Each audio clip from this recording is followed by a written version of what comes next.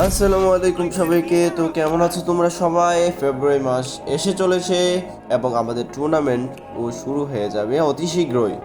এর আগের টুর্নামেন্টে আমি কিছু নিয়ম দিয়েছিলাম যে এই বন্দুকগুলো ইউজ করা যাবে না, কিন্তু এই টুর্নামেন্টে কোনো থাকছে না কোনো নিয়ম। এই টুর্নামেন্টটা সম্পূর্ণই হবে ই স্পোর্টস এর নিয়ম অনুযায়ী। পয়েন্টের সিস্টেমটাও থাকছে ই স্পোর্টসের টুর্নামেন্টের মতোই, যেমন ভুয়াতে আপনি পাবেন 12 পয়েন্ট এবং সেকেন্ড প্লেস এলিমিনেশন হলে পাবেন 9 পয়েন্ট, এবং এই পর্যায়ে এমন করেই এক এক করে কমতে থাকবে।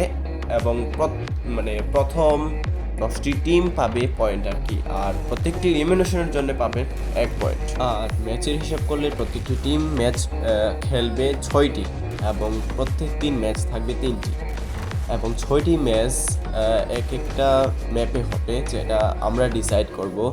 তো সবাইকে বলে রাখবো যে ম্যাপগুলো অবশ্যই ডাউনলোড করে রাখবেন। সো ভাই, আর কি বলবো, আর কিছু বলার নেই। তো আমি আশা করি সবাই ভালো করে খেলবেন এবং নিয়ম অনুযায়ী খেলবেন, নিয়ম ভঙ্গ করবেন না, যাতে আমি ভবিষ্যতে আরও বড় করে অ্যারেঞ্জ করার অনুপ্রাণিত হই। আর যারা বলে যে আমি খেলবো না, আমি হেরে যাব, তো তাদেরকে বলছি যে প্রথম প্রথম হেরে যাওয়াটাই স্বাভাবিক, কারণ এই স্পোর্টসে নিয়ম অনুযায়ী খেলা লাগে টিমের সাথে একটি।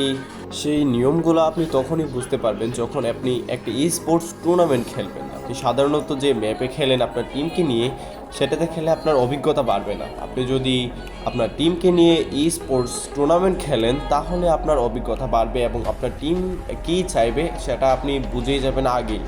আপনারা সবাই আমার সাথে থাকেন, আমি আরও টুর্নামেন্ট অ্যারেঞ্জ করব এবং টুর্নামেন্ট খেলেন এবং আপনার টিমকে রিপ্রেজেন্ট করুন একটি ই স্পোর্টস টিম হিসেবে। এবং RHK, Red Clips, Roxman Gaming, Mister Triple R, Krull Gaming, এদের মতো আপনার নামকেও আপনি একটি বিখ্যাত নাম করে তুলেন।